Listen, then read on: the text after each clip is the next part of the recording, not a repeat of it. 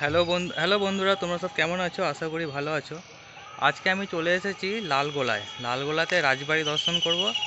আর এখানে একটা মুক্ত জেল আছে, হ্যাঁ মুক্ত কারাগার, সংশোধনাগার যেটা বলছে। তো এটা দেখতে এসেছি, প্রথম মুক্ত কারাগারের ব্যাপারে জানতে পারলাম, তো জানতে পেরে দেখতে চলে।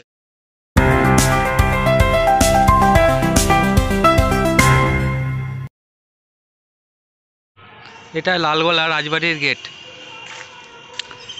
দিয়ে সাইড দিয়ে প্রবেশ করব। এদিকে একটা কুয়োর মতো দেখতে পাচ্ছি সামনে। আর এখানে রাজবাড়ির স্টেটের তত্ত্বাবধানে কাজ চলছে মন্দিরে।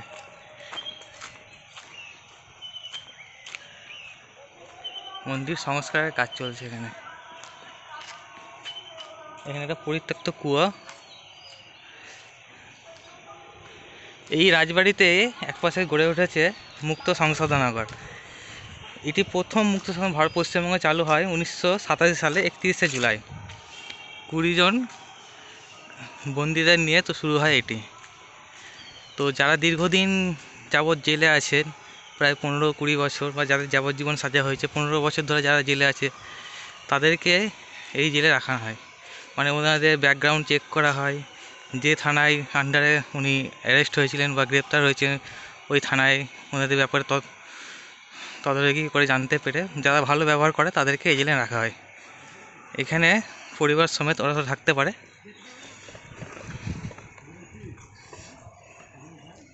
এরা মুক্ত জেলের বন্দি সব এরা।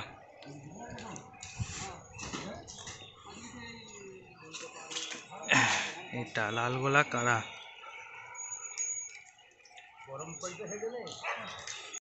সরকারি নিয়ম অনুযায়ী প্রতিদিন সংশোধনাগারে হাজিরা পর্ব শেষ হওয়ার পর বন্দিরা বেরিয়ে যেতে পারে। তারা এভাবে কোনো উপার্জন হয় এমন কোনো কাজের সঙ্গে যুক্তও হতে পারে। সন্ধ্যায় হাজিরা পর্ব শুরু হওয়ার আগে বন্দীদের সংশোধনাগারে ফিরে আসতে হয়। এখানে পুলিশ রিপোর্টের উপর ভিত্তি করে বন্দীরা প্রতি বছর পরিবারের সঙ্গে কাটানোর জন্য 15 দিন করে ছুটি পান। বাড়ি থেকে বিশেষ কোনো কাজে আমন্ত্রণ এলে এরা বাড়িতেও 6 ঘন্টা থাকার অনুমতি পেয়ে থাকেন। বন্দি জীবনেও এখানে মুক্ত জীবনের স্বাদ পান বন্দীরা। ঐতিহাসিক দিক থেকেও রাজবাড়ির গুরুত্ব অপরিসীম। 1974 সালে সাহিত্য সম্রাট বঙ্কিমচন্দ্র চট্টোপাধ্যায় বহরমপুর শহর ছেড়ে লালগোলা রাজা যোগেন্দ্র নারায়ণের আতিথেয়তা গ্রহণ করেন। মাঘী পূর্ণিমা তিথির কয়েকদিন আগে এসে তিনি প্রায় 3 মাস এখানে ছিলেন। তিনি বেশিরভাগ সময় কালী মন্দিরের দোতলায় দক্ষিণ পশ্চিম কোণে একটি ঘরে লেখালেখি করে কাটাতেন। মাঘী পূর্ণিমা তিথিতে রচনা করেন বন্দে মাতরম সঙ্গীত। আনন্দমঠ উপন্যাস লেখা শুরু করেন। সেই সময় মাঘী পূর্ণিমা ছিল রাজপরিবারের একটি বড় উৎসব। দেশের স্বাধীনতা সংগ্রামের বেদমন্ত্র বন্দে মাতরম সঙ্গীতের রচনাকালকে স্মরণ করে সংগঠনের পক্ষ থেকে গত কয়েক বছর ধরে মাঘী পূর্ণিমার দিনটি বন্দে মাতরম দিবস হিসেবে পালিত হয়ে আসছে।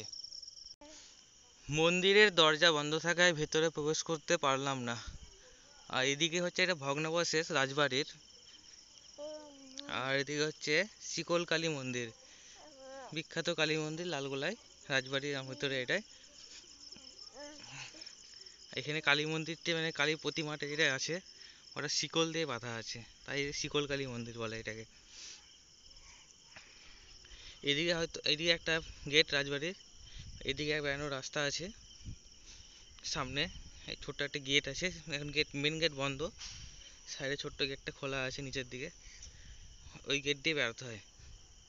সংশোধনাগার তো শুনেছি, কিন্তু মুক্ত সংশোধনাগার কি সেটি জানার জন্য লালগোলাতে রাজবাড়ির ভিতরে মুক্ত সংশোধনাগারে এসেছি। কারাগারের অন্ধকার জীবন থেকে আজ ওরা আলোর পথযাত্রী। ভয়ঙ্কর অপরাধ করে একদিন আদালতের বিচারে যাবজ্জীবন সাজা পেয়েছিল। জেলের ভিতরে থাকতে থাকতে সেসব কুখ্যাত অপরাধীরা ধীরে ধীরে নিজেদের বদলে ফেলে। অপরাধ প্রবণতা ভুলে ভালো মানুষ হওয়ার চেষ্টা করে। যেসব কারাদণ্ডে দণ্ডিত অপরাধীরা সুস্থ জীবনে ফেরার চেষ্টা করে তাদেরই আলোর পথ দেখাচ্ছে লালগোলার মুক্ত সংশোধনাগার। জেল বলতে যেমন অন্ধকার কারাগারের ছবি চোখের সামনে ভেসে ওঠে, মুক্ত সংশোধনাগার কিন্তু তা নয়। তার থেকে বেশ খানিকটা আলাদা। গাছপালা ঘরবাড়ি নিয়ে ঘেরা একটা জায়গা, অবশ্যই সংরক্ষিত, যেখানে সাজাপ্রাপ্ত আসামিরা বন্দি থাকে না। ওই সংরক্ষিত এলাকায় ঘুরে ফিরে বেড়াতে পারে। প্রয়োজনে কর্তৃপক্ষের অনুমতিতে বাইরে কাজেও যায়। কেউ কেউ আবার জেলের বাইরে মানে মুক্ত সংশোধনাগারের বাইরে দোকানও করেছে। তো সকাল 6টার সময় এরা বেরিয়ে যায় কাজে, আর সন্ধ্যে 8টার সময় হাজিরা দিতে হয়। এখানে আসার আগে একটু ভয় ভয়ও করছিল, যেহেতু এরা অপরাধী। তবুও চলে এসেছিলাম, দুপুরের দিকে এসেছিলাম তো একটু ফাঁকাই ছিল। আর এদিকে যেগুলো টিনের চালাগুলো দেখছেন, এগুলো ওদেরই দোকান। এরা বন্দি আছে ভিতরে, এরা দিনের বেলা এখানে ব্যবসা করে।